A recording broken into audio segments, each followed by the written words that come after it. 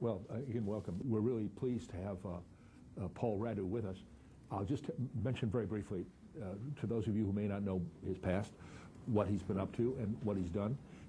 Paul is very well known to investigative journalists, particularly in the United States, but also here. Anybody who's looked into organized crime, human trafficking, other issues to which Paul has been very closely identified. And he's won a kind of embarrassing number of awards, and these, including a recent Knight Fellowship, which have helped in a way to raise the profile of this kind of journalism in a very difficult place. And there's no doubt that the kinds of investigations that Paul has mounted have posed significant risks occasionally to himself and to others. He's pioneered, in a way, a lot of very good cross-border investigations of a kind that we virtually know nothing about in Britain, where people work very closely with people from other countries to achieve a common investigative result, which Paul has done very well. But actually, having said all that, I should introduce Paul Radu. You can speak. Thank you, Gavin, and hello. Thank you for coming. Well, it's quite funny, these days for me to be a Romanian investigative journalist in London. I'm in London for about a month now or so, and it's quite funny sometimes to hear Romanians that just came here speaking about all sorts of petty crimes that they might be interested in. Of course, lots of Romanians come here with honest intentions and all that, but it's really interesting to see how petty organized crime is moving from Eastern Europe to the UK. If you look in the windows of convenience stores in let's say northern London, in Wembley, in the Wembley area, you'll see lots of ads, lots of handwritten ads, people advertising for apartments, people advertising for cigarettes that are illegally sold, people advertising for women on sale, for massage parlors, so it's quite funny to notice all this and to see what's the interface between petty organized crime from Eastern Europe and UK. This being said, of course, I will try and run you through a bit of my work that started like in 1998. I kept on working on this on organized crime groups and on cross-border investigative stories from 98 up to now. I will try to run you through a few parts of the organized crime as I see it in my work. And I will start by giving you a little bit of background when we're talking about major organized crime, major criminals operating out of Eastern Europe and operating in the UK as well. What happened, in Eastern Europe, of course, after the collapse of the communism was the fact that lots of secret services, lots of foreign intelligence services were left in disarray. Lots of people were suddenly jobless. People with high skills in networking worldwide. People with high skills in creating all sorts of companies worldwide, from offshore companies to companies all over the world. Now, some of these people dedicated their skills after '89 to creating organized crime, regional or global networks. We have followed such structures over time in Romania, in the Balkans, in Ukraine, in Russia. And just to give you a clear example of this kind, for instance, in '92, a new secret service was established in Romania. This was the secret service of the Ministry of Internal Affairs. The guy who created this secret service was before '89 one very important Securitate agent, and during '93 and '94 he managed to use his network that spread all the way from Romania to Australia, because before '89 the Romanian Securitate was involved in making lots of money for Romania. Ceausescu and his regime wanted to pay all the external debt that Romania had towards the World Bank and other financial institutions of the world. Now, this this debt was repaid in full. In '89, Romania had no foreign debt whatsoever. And this was paid because, partially because some of these officers were involved in drug trafficking, in arms smuggling, and the money that were obtained from these activities were put into paying this debt. Now, this guy that I'm talking about, he thought about making some money even after the collapse of the communism by using the same structures that were created before. So what he did, he started with getting himself involved in a heroin trading network from Australia to the Philippines to Eastern Europe and westwards from Eastern Europe. A few years later, the same guy with the same structure that he used from Australia get himself involved in illegally selling Viagra over the internet. So he would sell Viagra without prescription, and he would get some old guys killed in I think in Finland, because they were ordering Viagra, and you need prescription and all that. Afterwards, the same group was involved in cocaine trading. Lots of the members of these groups were arrested in Romania, but they managed to secure lots of their wealth, and now a few members of this group are free again, and they are very big investors in real estate in Eastern Europe. This is quite interesting because right now Eastern Europe, the prices are booming in Eastern Europe. You can see even here in the tube, you can see ads advertising for investments in Romania or Bulgaria because the prices are rising so much. And this also attracts lots of dirty money from organized crime activities. Because the land investments are quite safe in Eastern Europe right now. On the other hand, all these organized crime groups are attracted by countries like the UK, Switzerland, Cyprus, countries with a relatively safe banking system. They would never put the money in the place where they steal it from. So to give you an example of a structure that I investigated quite extensively in Romania and also in other Balkan countries. It's a company called Balkan Petroleum. Balkan Petroleum is a company that has subsidiaries here in London. Actually has 3 subsidiaries in London. Members of this business group are investigated in Romania for organized crime activities.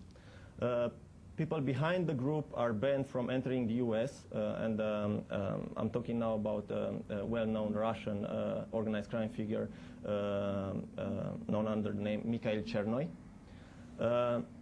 And these guys, what they did was they took over refineries in Eastern Europe. They took over lots of land. They are big investors in real estate. They took over a football club in Romania. And they have connections to politicians in many, many countries, to the point where one of the persons lobbying for them in Romania was an Austrian vice chancellor. They used all these very complicated networks of companies. You'd always find layers and layers of companies. You'd find the UK company that is owned by a company in the Netherlands, that is owned by a company in Cyprus, that is owned by a company in Romania, and so on and so on. So you'll have to dig into all these layers in order to find out who is behind all this. Now, besides all this like boring technical stuff, how they manage to create these layers, I'd like to tell you that these guys, they always think that they are immune to the law. They are sometimes so happy to tell you about their activities. You interview them and you're amazed. You're amazed by the degree of openness that they have. I'll give you one example. In this case, is a major trafficker in human beings that was active out of Bosnia. he was active in Sarajevo and other towns of Bosnia, but also across the borders of Bosnia and Herzegovina. So this guy was put in jail for pimping, for being involved in trafficking in humans. His name is Edin Beganovic. Part of a large project that I had in the Balkans. This project was about looking at the trafficking in humans, not from the point of view of the victims, but from the point of view of the traffickers. We wanted to see who are these traffickers, and we wanted to interview some of them, some of the traffickers who are in jail, and there are just a few. I can tell you in all the Balkan area, and also in Ukraine. Edin Beganovic was one of them. We arranged over the phone, we called the jail where he was supposed to be, and we arranged with him an interview. What he told us was, at first, he said, look, we're going to meet, but we're not going to meet in jail. We're going to meet half distance between Sarajevo and Zenica. Zenica is a town in Bosnia and Herzegovina. And we were amazed, I mean, me and the colleagues from the Center for Investigative Journalism in Sarajevo. How can this guy, get out of jail? I mean, he's supposed to be in jail. Well, it turned out that Edin Beganovic was allowed to leave 4 days a month the jail for good behavior. The place where we met, half distance between Zenica and Sarajevo, was his club, the club where he was arrested in the first place. It was quite a big action of the prosecution and the police in Bosnia and Herzegovina. So I met Edin Beganovic there. He's this really solid build guy, and the first thing he did when we met was to call the girls that he was hosting at that very moment in his club. He called them downstairs and he asked me if I want any of them. I was of course surprised. So he was out of jail, he was there, he was having girls in that club. He was drinking beer, he was not having any problem. He had his Mercedes parked in front of this bar. So it was quite a view, to the extent that I asked him if I can take a picture of him, take a shot of him with the girls, because that would have been quite interesting for me to have that picture. He agreed in the end to take a picture, only if I would be in the picture as well, with the girls and him, which I agreed. Of course, because I needed that picture. I needed to show that a person that is convicted for such crimes is allowed to walk free and to conduct his business from outside the jail. And Edin Beganovic would tell me all the possible stories about how he's involved in trafficking from his jail. He would tell me names of traffickers from Romania, from Serbia, from many countries. He would know everybody. I thought before meeting Edin Beganovic, because at that point I was investigating trafficking in humans for about 4 or 5 years in the Balkans, that I know a lot about it. Well, it turned out that Edin knew a lot more, and he would point me, just go there to that city in Romania, in the northern part of Romania, and meet that guy because he's involved, he's shipping that kind of girls to that place, So he would give me all sorts of details, that I really were amazing for me.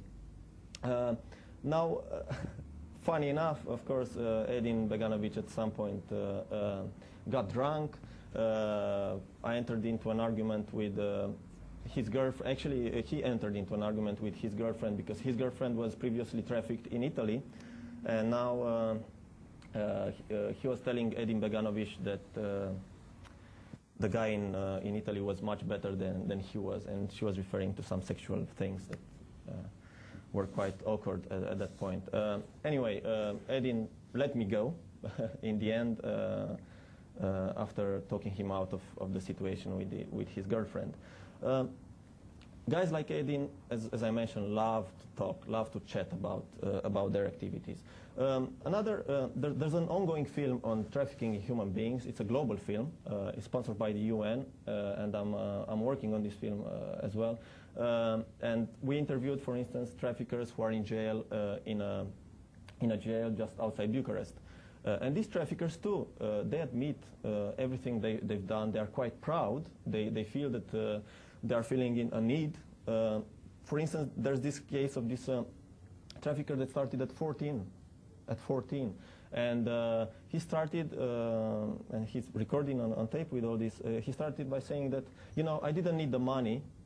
because my mom, because his mom was actually the owner of this chocolate factory, so they were quite well, you know. But I needed the excitement of doing this, so he started kidnapping prostitutes that were advertising themselves in newspapers, independent prostitutes. He would go there, pose as a client, and kidnap them, keep them in a house just outside Bucharest, beat them. He would describe all the treatment. Another trafficker, again, very well-spoken trafficker, he would tell me how he's recruiting women from villages in Romania, in Turkey, in other parts. He would just go. He's saying that he just looks for very poor families and talks the mother into giving away her daughter by saying that, look, instead of being poor here, and not having a safe future, why don't you leave this? Let this girl go with me, away in Italy or France or other countries where she could make a good living. And they don't have any remorse for what they've done, even that they were convicted for those crimes and they are in jail. So, and actually, what's quite interesting is that if you ask them what are they going to do afterwards, they say that they don't know anything else, so they're probably going to get themselves involved in the same business. Now, what's interesting in the Balkans, and this comes again to a chat that I just listened to yesterday while on my way to a Tesco store. There were these two Romanian guys that were talking quite loudly on the street. They were clearly beginners. They probably never committed any crime, but they were talking to each other about how to rob ATMs. And one guy was telling to the other, but how do you get the PIN number? And the guy next to him said, you're stupid, you have to look there when they make the transaction there, Clearly, these guys were never involved, in anything like this, because otherwise they would know how to do all this.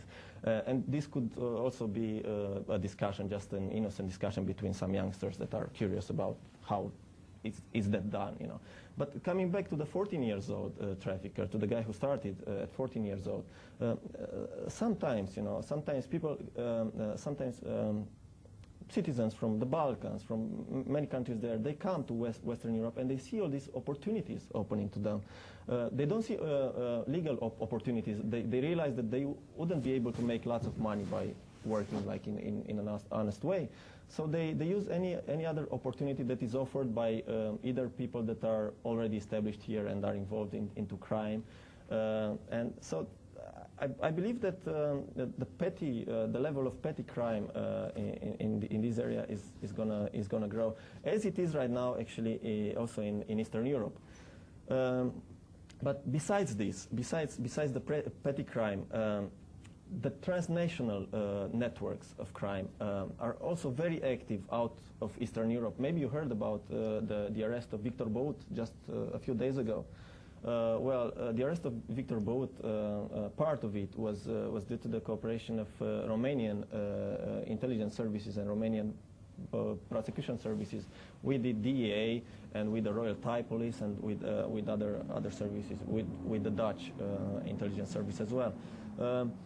We have the Romanian Center for Investigative Journalism conducted an investigation into Victor Bout's activities in Romania a few years ago, and we highlighted the fact that he established already companies in Romania and that he's quite active out of Romania. Also, another very important organized crime figure that was arrested a few weeks ago in Moscow, Semyon Mogilevich, was also having ties to Romania. And the Semyon Mogilevich case is quite interesting. Semyon Mogilevich was one of the most wanted mobsters in the world, right after the terrorists like Osama bin Laden and others. He was like 5th or 6th place on the list of the U.S. most wanted persons. Well, of course, he was involved in the Bank of New York scandal with billions and billions of dollars stolen from there. He was involved in stock exchanges, fraud. But lately, he got himself involved in the energy business. He was a facilitator for Gazprom. He was running from Moscow. He was running several companies that were facilitating the transfer of natural gas from Russia or from Turkmenistan via Ukraine towards Western Europe. For instance, at some point, and we investigated this quite extensively, he established a company in Hungary called Ural TG, Ural Transgas. Now, Ural Transgas had as shareholders 3 Romanians. And I'm talking about this just to highlight how these organized crime figures operate. The 3 Romanians involved in this business didn't know that they were involved with an organized crime business. Why was that? Well, because they were unemployed people that had no knowledge about businesses. They had no money. For instance, two of the 3 Romanians were living in a very cramped apartment with the mom of, they were actually an unmarried couple, and they were living with the mom of the woman in this very, very tiny apartment in the city of Cluj. They were just designated shareholders in this business in Hungary, and what they got out of it was their phone bill was paid by the company. That was it, you know. And we're talking about a company that intermediated gas sales, natural gas sales for hundreds and hundreds of millions of euros. I actually think that more than 1 billion euros. So many times, important organized crime figures choose innocent people in order to represent them in such businesses. Another example would be the examples of these guys that I also followed for quite a while. I was mentioning this company called Balkan Petroleum that owns right now in Romania one of the biggest refineries. And the problem with this oil refinery is the fact that it owes to the state budget about €500 million. In this case, again, some guys that started very small, they had a car repair shop, like really tiny, very, very tiny place, somewhere in the outskirts of Bucharest. They were chosen by organized crime figures to represent them in a few businesses, and they were just put in these companies, in the company records of these companies. Some of these companies were established here. Just to give you one example of the same. I was tracking down this Balkan Petroleum company for quite a while, and I was curious, you know, because at some point the refinery was sold to them, and the Romanian state announced this victory, the fact that, you know, now the refinery in Romania that owes so much money to the state budget is taken over by a British company that must be really serious and very, very, very good company. And I was interested, you know, and I addressed this request with the Ministry of Finance in Romania to tell me what's behind all this. And they didn't want to tell me all this. Of course, after managing to get some company records from the company's house here, quite easy, I realized that some of the owners, some of the directors of the company were Romanians, and also some of the shareholders were Romanian companies. And by tracking down one of these directors, I found out that she was again an innocent woman that had nothing to do with the business. She was just given an Audi A6 in order to be a director in this company. But the Audi A6, even that Audi, was stolen from Belgrade. So it was quite funny. And the Audi A6 was registered on the name of another woman that proved to be a secretary in the Romanian president's office at that point. So I mean, you can always find connections between these guys if you check company records, if you check license plates and all that. And we're always going for those, and we're always going for lots of layers of companies.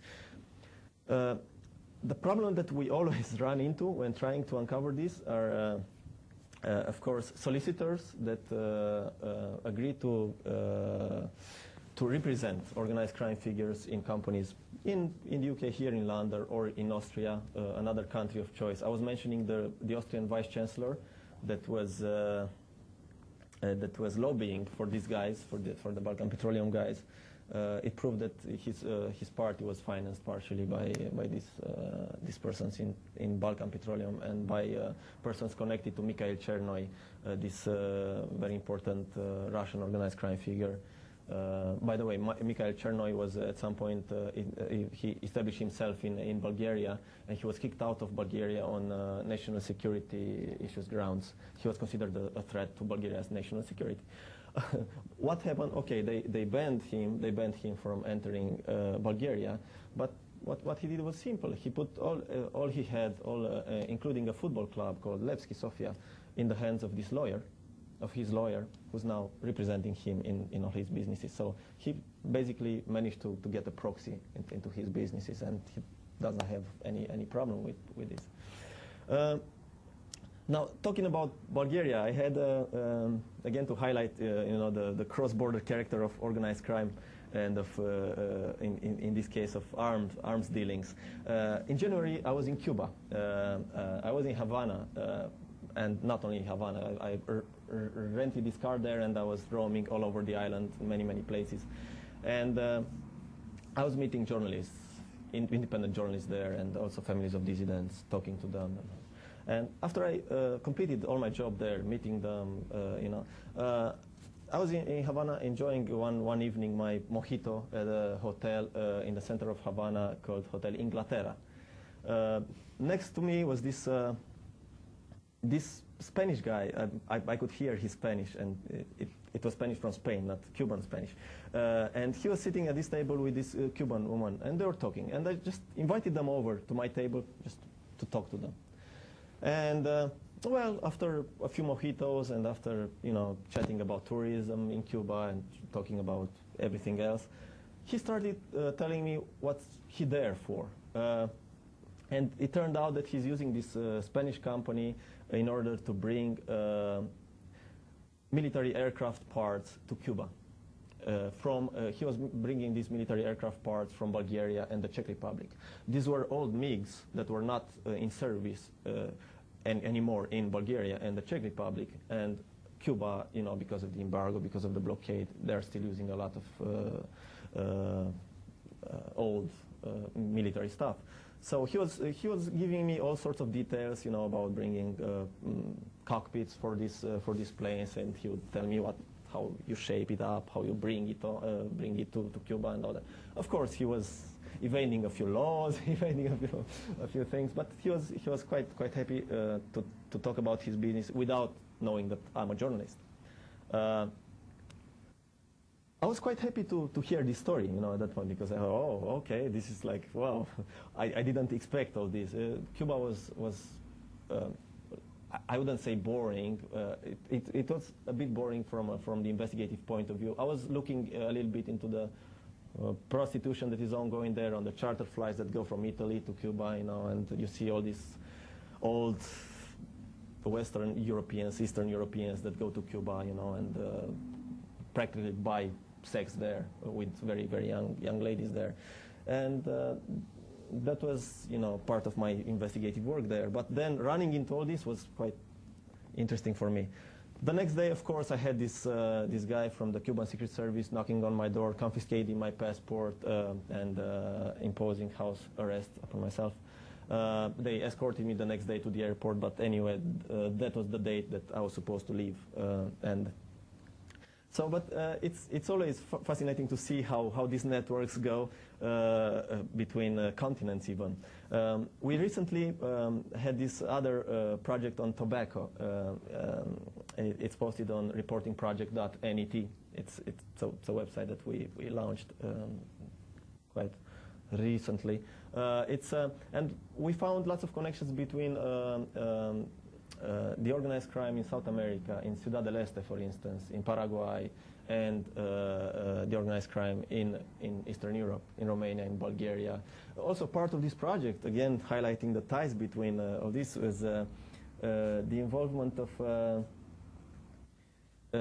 an IRA figure in buying land in Bulgaria on the seaside, again, laundering money from the tobacco smuggling, from all sorts of other crimes.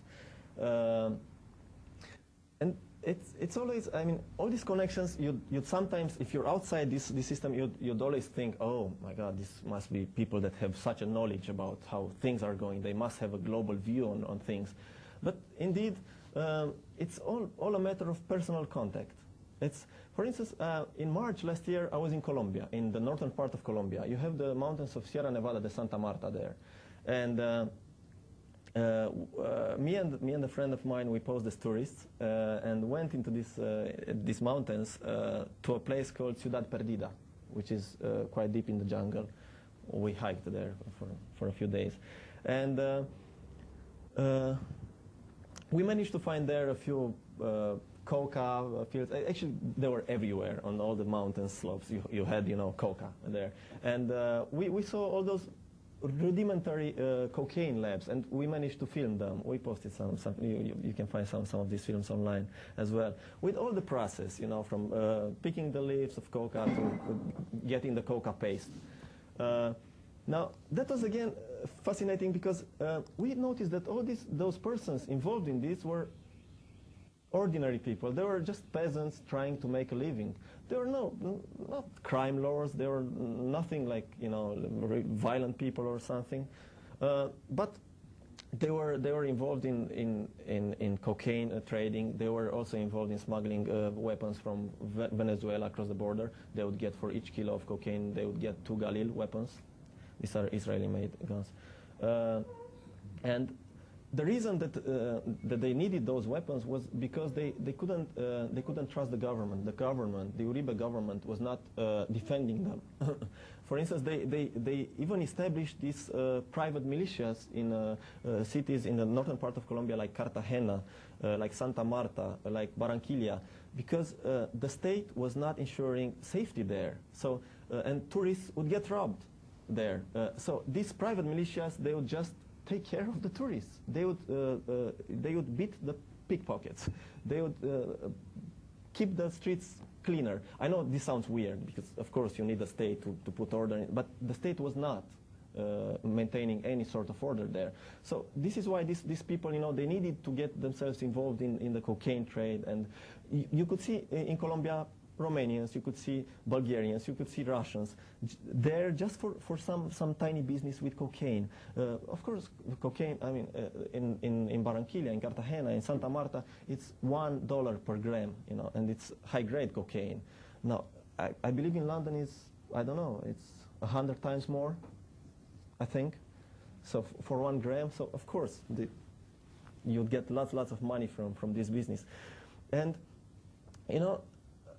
also, the same persons that were involved into the cocaine trade, the same peasants, the same campesinos, were organized by a local warlord there into armies that maybe someday will be used by Chavez in order to overthrow whatever government is in Bogota.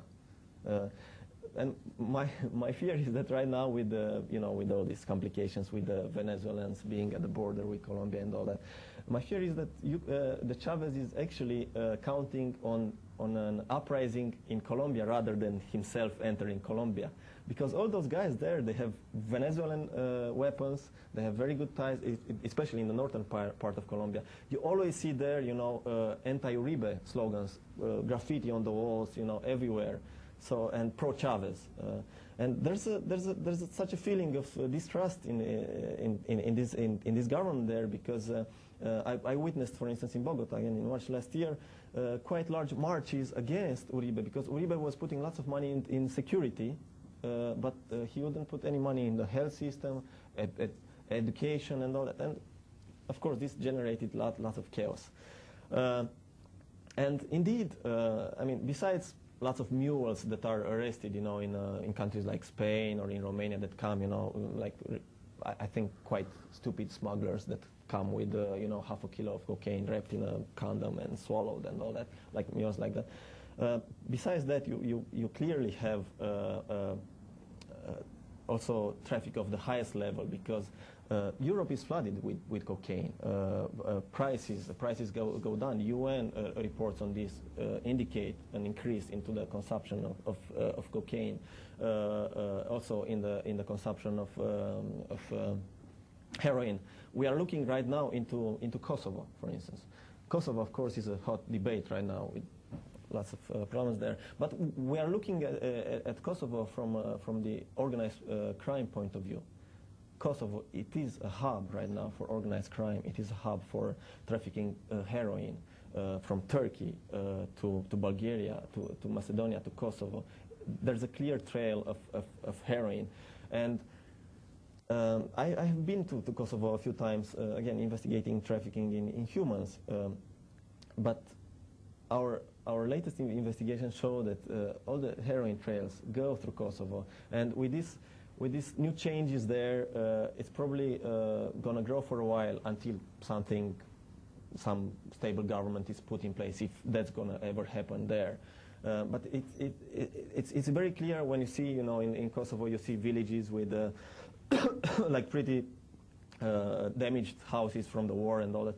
But you see Ferraris parked in front of those houses, and you see lots of, for instance, in Albania, in Albania you probably have the largest numbers of Mercedeses per capita.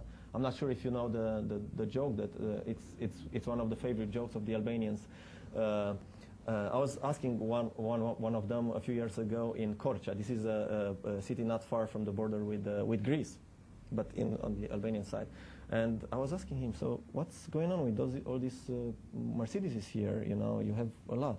And he said, because at that point I was concerned, by entering Albania from Greece with my new car, which was a Romanian-made car, crappy car. I was concerned about the Albanians stealing my car. But then when I saw only Mercedes, okay, that's not going to happen ever, And I asked this guy, so what's going on with all these Mercedeses? And he told me, one of the favorite jokes of Albanians, that is, we should advertise for tourism, for German tourists to come to Albania with this line, dear German tourists, please come to Albania because your Mercedes is already here.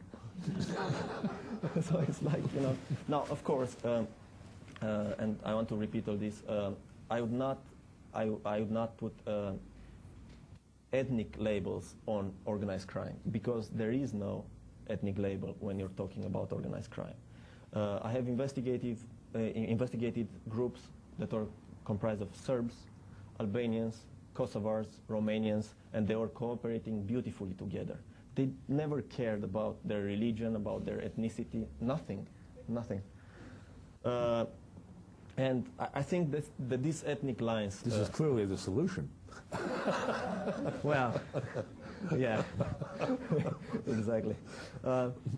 Actually, what was funny at some point in Kosovo, I was ordering this kebab in this small shop, and I was talking to the guy over the counter, and I was asking him how's the business going. And well, he told me, it's quite bad because the mafia comes to me and asks for money and all that. Oh, okay. This happened in Pristina. And okay, so I asked, who's this mafia? And he said, oh, the Serbs. Oh, okay. But a few minutes later, I asked him about the situation with the Serbs, in Pristina, and he said, we have no Serbs here at all. And so but he just told me that, they're coming and ask you for money. And I said, oh, no, I don't want to talk about it, And that's an indication of how sometimes people just use these stereotypes in order to point out to crimes and all that. Because, as I mentioned before, Serbs, Kosovars, Romanians are cooperating, where when it's about making money, there are no boundaries. They don't think about religion, they don't think about anything like that. So, right, I could go on like this forever, but Thanks, Paul. Yeah. I think we can actually take some questions. If anybody has any, please wait for the microphone to come to you, because we're taping everything. Yes, beware. Can I start? Sorry, I had a question from the very beginning. When you were talking, sorry, I'm Marina and I work here, and I take liberty of asking the first question. But when you were talking about interviewing people in prisons about trafficking and stuff, did you tell them you're going to use it as a journalist? How did they let you go? And why were they so open? Yeah, well, in this case, this film is shot on 16 millimeters film, so you need quite some gear in order to film everything. So, of course, I mean, we interviewed them on camera, and there was all the cameras there, we shot from 2 angles, and all the lights and all that. Now, why did they talk about it? Well, because they're in jail, first of all. They're going to serve their sentence there.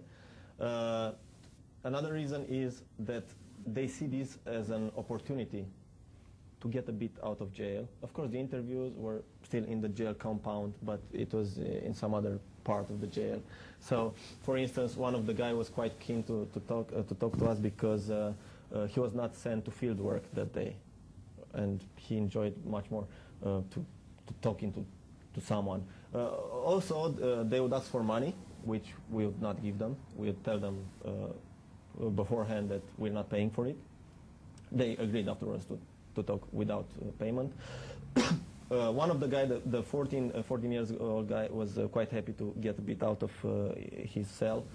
He was actually hosted in a cell with about 12 other inmates, and he had a quarrel with one of them, and he was afraid that he would get beaten by this guy, because it turned out, it's very weird, but it turned out that one of the girls that he's stolen from another trafficker and that he beat was the girlfriend of this guy who was in jail right now. So, of course, they had some issues right there.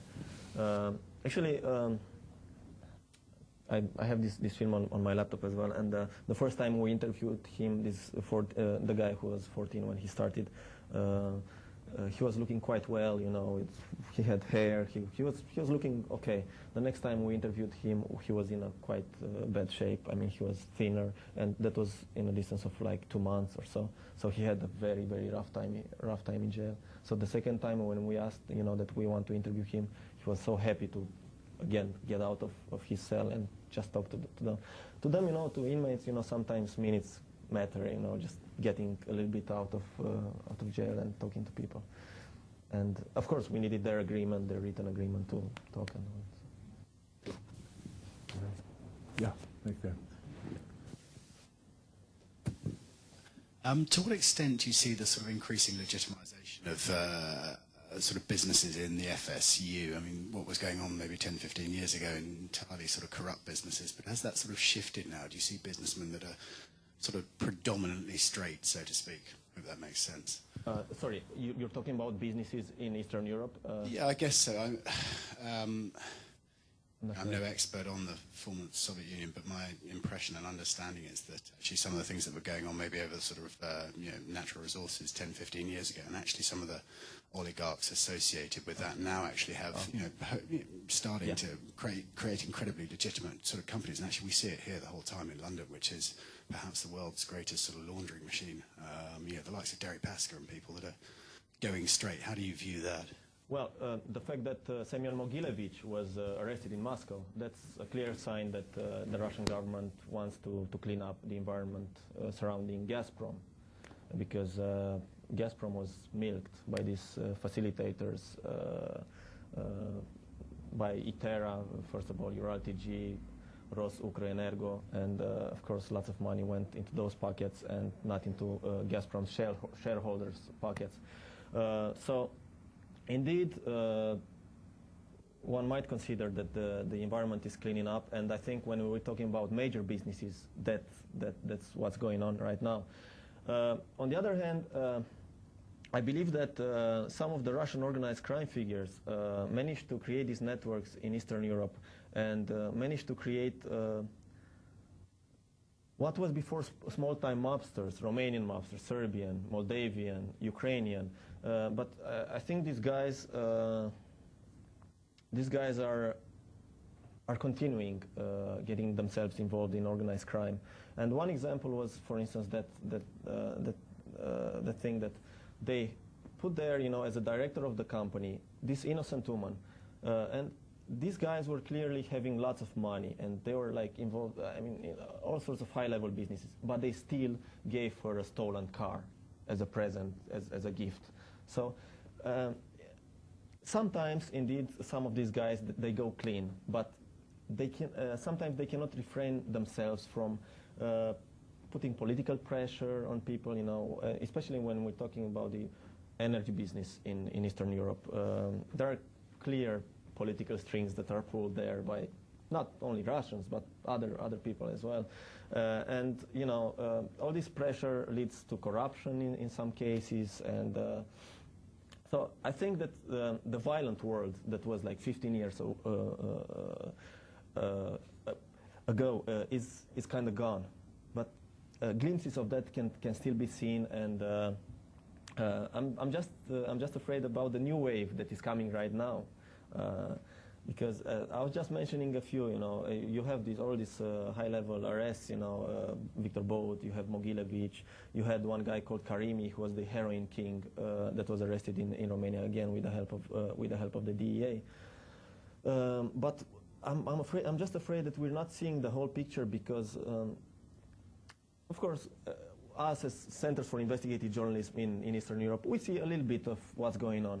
But it's quite frightening, the fact that the police, the law enforcement forces in Eastern Europe are not cooperating that well, for instance, with SOCA here, or with institutions in other countries that are meant to fight organized crime. And this, I think, leaves a lot of room for organized crime figures to operate, because, first of all, West European law enforcement agencies don't trust the Eastern ones. Then, on the other hand, you have the Americans cooperating quite well with some of the law enforcement agencies in Eastern Europe. But the reason for that is the fact that the Americans sponsored and financed those structures. And I'm talking now, for instance, about the SECI Center, which is the Center for Fighting Organized Crime in Eastern Europe. The SECI Center was created at the initiative of the Americans, but because of this and because of the political lines, EU, US, you have quite a disconnect there between East and West, East and West in Europe. So you're right, but I'm afraid this is going to change, because of course some guys that have been into crime for 15 years, they want stability right now. They have lots of money, and they don't want to lose their money, and they don't want to risk this money. So they have their money in banks, they have their money in very important investments, in energy, and maybe they could also be interested in an honest business environment that would ensure their business is being safer. Hold on, yeah, let's wait till you get the mic. Yeah. Sorry to hog it, I won't be a second, but to what extent do you see a difference between somewhere like the US and Britain, for instance?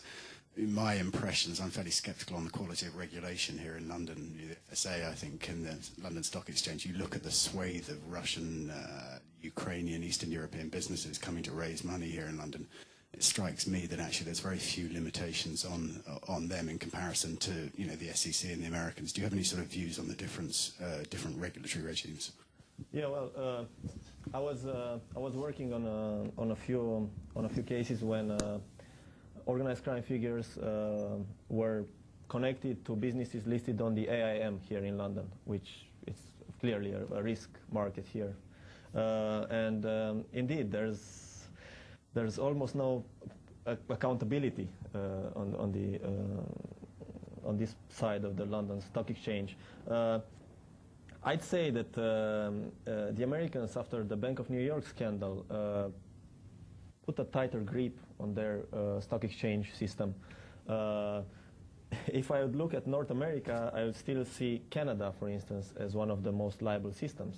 It's still so easy to list a company that is not involved in like clean stuff on stock exchanges in Vancouver, Toronto, other parts of Canada. Also, by looking at businesses here in the UK, I managed to find lots of company records with companies that were established on fake names by Eastern Europeans. Fake names. They used fake names. Sometimes you'd have a company where you'd have a name, a real name, and then a second name that would have just a letter different from the real name. And then you'd see that this person is quitting the company, and the fake name person remains in the company with the debt of the company. So, of course, you had all that. That's a little bit changed too, because the Companies House put a bit of pressure on that, so that's a bit changed. But again, if you come with a subsidiary from outside the UK to establish a company here, then again, it's so easy to fake documents, to use all sorts of... So I believe that the stock exchange system in the UK is not well regulated, and I think this is one of the concerns of the AIM after a few scandals, after companies raising lots of money with lies on the AIM. Over there, yeah. You've talked a lot about these people that you've interviewed, but what kind of people do they think they are? When you talk to someone like Aaron or Simeon, what kind of people do they describe themselves as? Why do they do it? Well, for instance, this trafficker that was half Romanian, half Turkish, he was of Turkish origin, he was always smiling while giving all these accounts of how he was trafficking women, and he said that he is performing a service.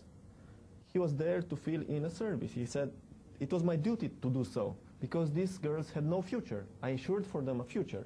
I gave them nice clothes, I gave them money, you know, they saw Europe, they saw France, they saw Italy. They were never concerned about the fact that those girls were forced to have sex with lots of people, you know.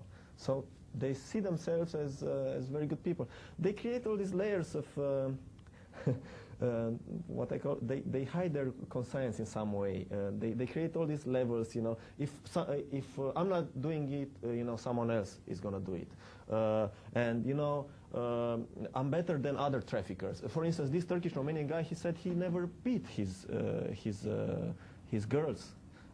He said, unlike other traffickers, you know, sometimes traffickers would sell me girls and they couldn't speak because they were beaten so hard, you know. And I would never do this, you know, because I talked to them very nicely. But then he admitted, oh well, I would also slap them sometimes when they would misbehave or something. So he would be, and he admitted that his wife was tempering him, you know, who was also involved in this trafficking, that she was stopping him from beating the girls. So it's, I mean, they don't see themselves as bad people at all. No. But I mean, surely the part of the reason why they could feel comfortable to talk to you is because they don't feel they're going to be prosecuted. Simple as that. I mean. Yeah, they were in jail. They were in jail with very light sentences, 2 years, 3 years, you know, and they feel just immune to the law. They have this sense of impunity, and actually, you know, this is also the fault of the media, at least in Eastern Europe. I'll tell you briefly this case that happened in Romania. It's a case of a woman that was trafficked, a girl. She was, if I'm not mistaken, 15 or 14 or 15. She was trafficked. She was put in this shelter in Romania. She was pregnant. She had these two babies, twins. No, three. Sorry. So she had she had triplets. She was put in a hospital. She was a witness in a trafficking human beings case against some traffickers, and the media presented the fact that this woman had triplets. It was a big case in Romania last year. You know, triplets. You know, and all that. All the TV stations presented it. Presented the place where the hospital is, and all. Despite the fact that they were told, look, she's a witness in such a case. She disappeared from the hospital the next day after these reports were on TV. One of the triplets died because she needed, you know, like the anticorp, the antibodies, you know, from mom, you know, milk and all that. And so the mom disappeared. One of the triplets died, and now the two other surviving babies are taken care by this woman who's the director of a shelter for victims of trafficking human beings, not far from Bucharest. So, you know, sometimes even the media is either, you know, disclosing things that endanger people, you know, in this case, and sometimes just inflating organized crime figures as well, you know, and presenting them as heroes and presenting them, and that happens quite often as well. Yeah, right over here. Yeah. Hi, I'd just like to ask, you mentioned wives and girlfriends of traffickers, but have you met women who are more proactive in trafficking, who are, you know, in charge of trafficking rings themselves? Yes. 2 years ago, I interviewed the only trafficker that was in jail, that was sentenced to jail in the Republic of Moldova. She was a woman. And she said she was a woman, a mother of two. I'm not mistaken, 2 or 3. And she was put to jail for trafficking, although she was just answering phone calls for these other guys that were behind the trafficking operation in Moldova. They were recruiting girls that would end up in Cyprus, in Nicosia and Limassol. And so she wasn't.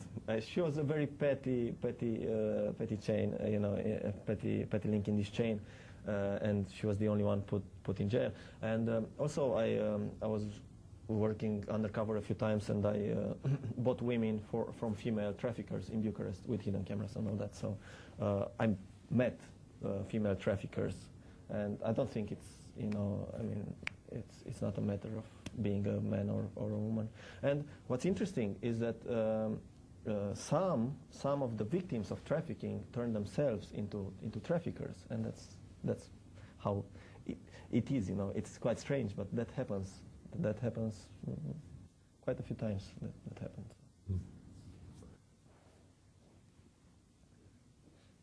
Yeah, over there.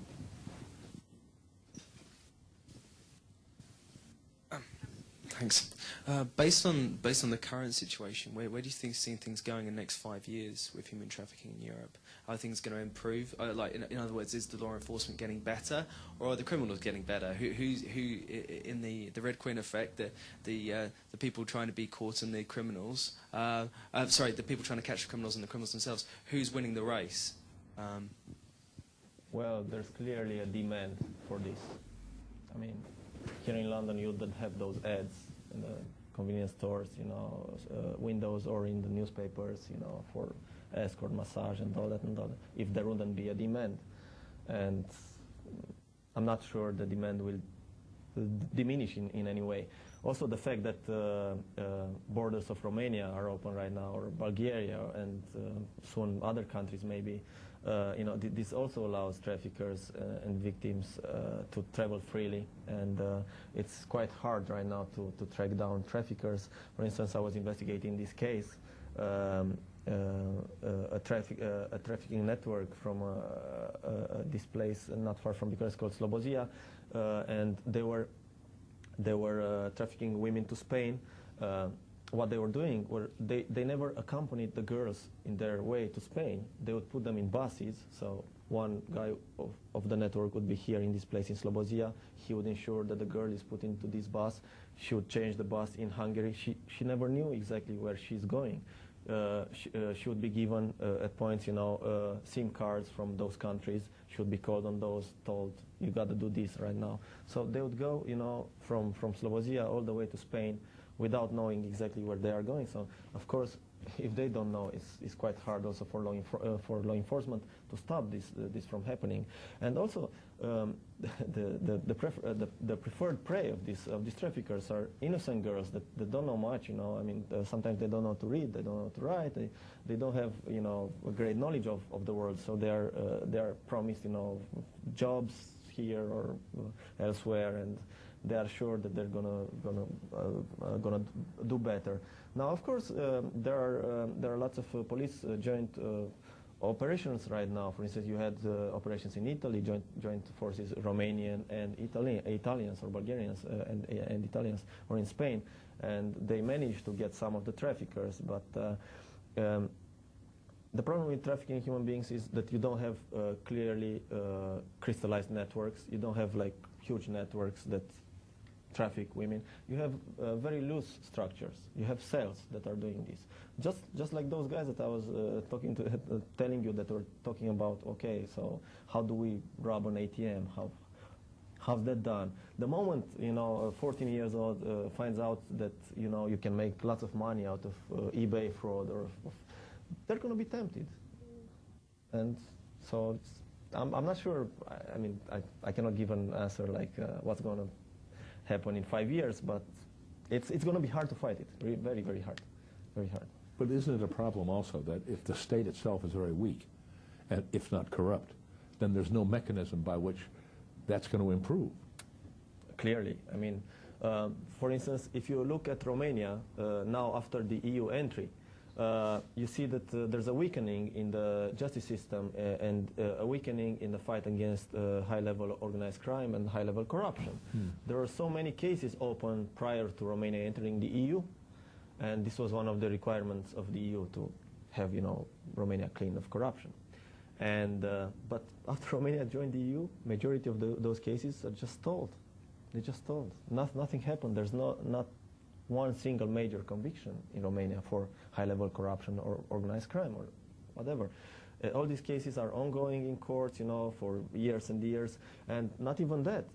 What happens is that lots of these guys that were investigated and were about to be sent to court for various crimes, and I'm talking about high-level corruption and organized crime, they're not even challenging the fact that they are accused of this. They never say, I didn't do it. What they are challenging, the law itself. They are saying, the law that you use in order to tap my phones, it's illegal. The law that you use in order to get that evidence of me, it's illegal. And they are challenging this in the Constitutional Court in Romania, and they're winning. They won. And suddenly the prosecution finds themselves with no proof, no evidence against these guys. And it's most likely that these guys will walk freely, from there. So that's what's going on. So of course, a very well-structured state and a well-structured justice system would be of great help, but we don't see this happening these days. It's probably going to improve with time, but right now it's...